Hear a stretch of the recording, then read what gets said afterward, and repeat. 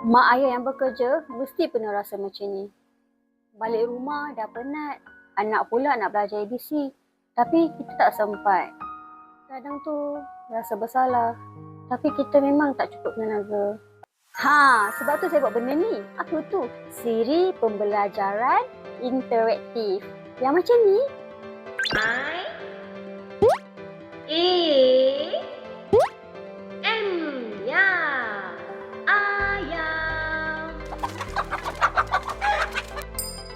Ayam bunyi koko-koko. Bila anak klik play je, terus dia keluar 4-in-1. Apa tu 4-in-1 ni? Di mana dia ada sound, ada bunyi, dia ada animasi yang fly-fly.